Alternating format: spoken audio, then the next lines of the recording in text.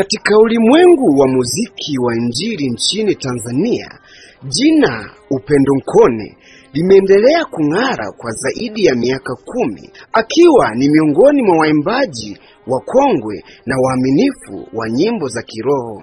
Upendo amejizolea heshima kubwa kutokana na ujumbe mzito na nyimbo zake, uimbaji wa hisia na maisha ya unyenyekevu yanayoakisi kile anachoimba. Upendo Nkone alizaliwa mkoani Kigoma, magharibi mwa Tanzania.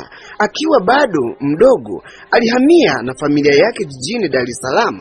Pamoja alilelewa na kupata elimu yake ya awali, na katika jiji hili ambapo mbegu za kipaji chake zilianza kuchipua kupitia kwaya ya kanisa. Alianza kuimba akiwa kijana mdogo katika kwaya, na sauti yake ya kipekee ilianza kutambulika mapema. Baada ya kujizolea uzoefu wa kutosha kwenye kwaya, Upendo Nkone aliamua kuanza safari ya muziki wake binafsi. Alichagua kuimba nyimbo za injili, akitumia sauti yake kama chombo cha kuhubiri na kuhimiza maadili ya Kikristo. Ujumbe wa nyimbo zake hujikita katika imani, matumaini, msamaha na rehema za Mungu. Hizi ni baadhi ya nyimbo zake ambazo ni maarufu. Ya kwanza inaitwa Usifurahi juu yangu adui yangu. Ya pili inaitwa Uniongoze Yesu. Ya tatu inaitwa Nisaidie Bwana. Ya nne inaitwa Sema neno moja tu. Ya tano inaitwa Upendo wa Yesu. Nyimbo hizi zimekuwa baraka kwa watu wengi wanaoipitia changamoto mbalimbali za maisha. Upendo Nkone ni mjane na mama wa watoto wawili. Kifo cha mume wake kilikuwa pigo kubwa, lakini hakikumvunja moyo.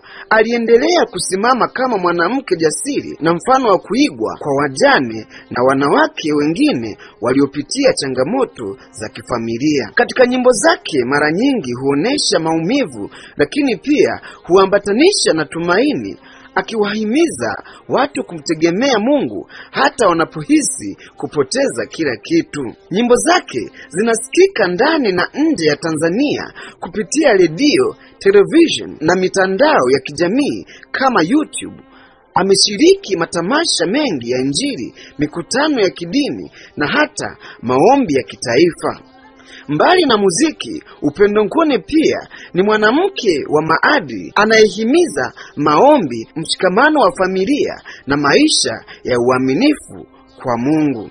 Upendo Nkone si tu mwimbaji, ni sauti ya wanawake walioumizwa, ni tumaini kwa waliokata tamaa, ni taa kwa wanaotembea gizani. Safari yake ni shuhuda kwamba hata maumivu yanaweza kubeba uzuri ikiwa tu utaamua kumsikiliza Mungu kupitia sauti ya injili. Maneno yake maarufu Upendo Nkone: usikate tamaa, Mungu yuko kazini, hata usipoona, subiri kwa imani.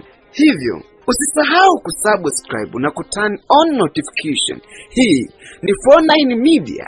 Asante sana kwa kunisikiliza.